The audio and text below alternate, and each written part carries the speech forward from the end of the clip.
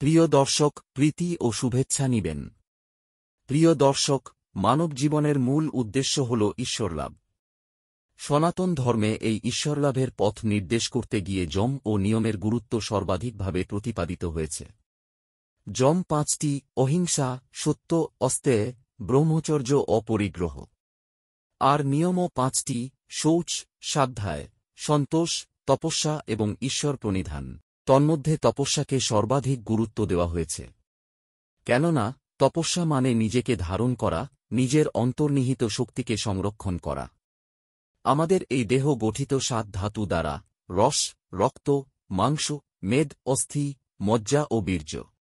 অন্ন গ্রহণের মাধ্যমে ধীরে ধীরে এ ধাতুগুলি রূপান্তরিত হয় এবং চূড়ান্ত সঞ্চিত রূপ হল বীর্য, যা সর্বশ্রেষ্ঠ ধাতু।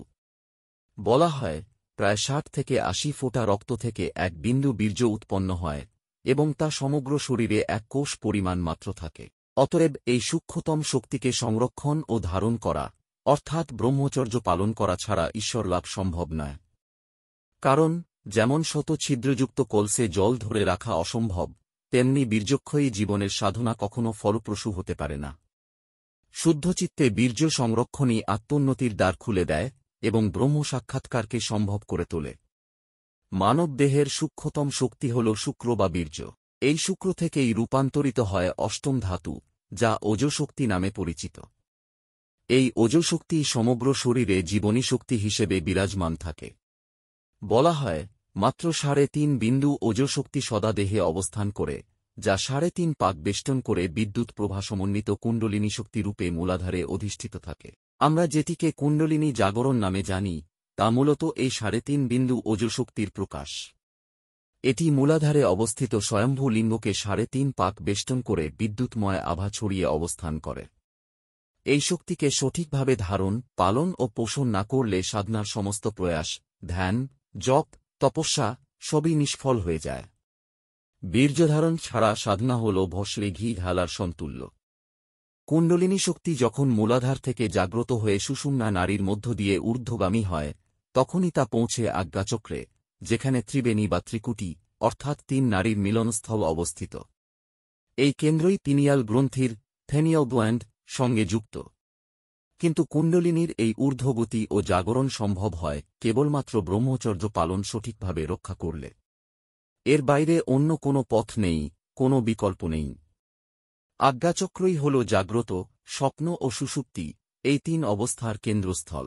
অন্যভাবে বলা যায়, সূর্যোদয় ও সূর্যাস্তের মতো জাগরণ ও নিদ্রার সুইচের নিয়ন্ত্রণই আজ্ঞাচক্রে নিহিত। জাগ্রত ও স্বপ্নাবস্থা থেকে সুষুপ্তিতে প্রবেশ করায় যে নারী, তার নাম সুষুম্না। আজ্ঞাচক্রের দ্বিদল থেকে ঊর্ধ্বে নভলোকের দিকে যাত্রা আর নিম্নে পঞ্চলোক অর্থাৎ ষটচক্রের অন্তর্গত 5 চক্রে গমন ঘটে। উপরের দিকে হল সৃষ্টি, ক্রিয়েশন, আর নিচের দিকে হল প্রক্রিয়া, প্রক্রিয়েশন। 2 ভ্রুর মাঝখানেই অবস্থিত ত্রিবেণী। এখান থেকেই তপাগ্নি, শীতাগ্নি ও চৈতাগ্নি মিলিত হয়ে ব্রহ্মলক্ষ্যে যাত্রা করে। মূলাধারে থাকে ব্রহ্মগ্রন্থি বা ভূতাগ্নি, যেখানে 3.5 পাক বেষ্টিত স্বয়ম্ভূ লিঙ্গকে আবৃত করে কুণ্ডলিনী শক্তি অবস্থান করে। হৃদয়ে থাকে বিষ্ণুগ্রন্থি, যেখানে তপাগ্নি ও বামলিঙ্গের অধিষ্ঠান। আর আজ্ঞাচক্রে থাকে রুদ্রগ্রন্থি বা চিতাগ্নি, যেখানে স্বয়ম্ভূ লিঙ্গ, বামলিঙ্গ এবং ইতরলিঙ্গ, এই 3 লিঙ্গের সুষম সমন্বয় সাধিত হয়। কিন্তু এই সমন্বয় তখনই সম্ভব যখন মানুষ ব্রহ্মচর্য পালন করে। যেমন শত ছিদ্রযুক্ত কলসে জল ধরে রাখা যায় না, তেমনি ব্রহ্মচর্য ব্যতীত সাধনার সমস্ত তপ, জপ ও বিদ্যুৎ প্রভা সমন্বিত শক্তি ধারণ করাও অসম্ভব।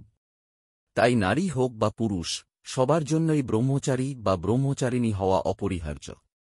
শাস্ত্রে বলা হয়েছে, গৃহী হয়ে যদি কেউ যোগের জ্ঞান প্রদান করে, ভোগী হয়ে যদি কেউ ধ্যানের প্রয়াস করে এবং যোগী হয়ে যদি রমণ ও রেতপাতের মধ্যে লিপ্ত হয়, তাহলে এই 3 জনই মহাঠক। অতএব ব্রহ্মচর্যই হল সাধনার ভিত্তি, শক্তিধারণের মূল এবং ব্রহ্ম সাক্ষাৎকারের একমাত্র পথ। প্রিয় দর্শক, ভিডিওটি যদি ভালো লেগে থাকে তাহলে লাইক, কমেন্ট ও সাবস্ক্রাইব করে পাশে থাকুন। ওম হরি ওম তৎসৎ।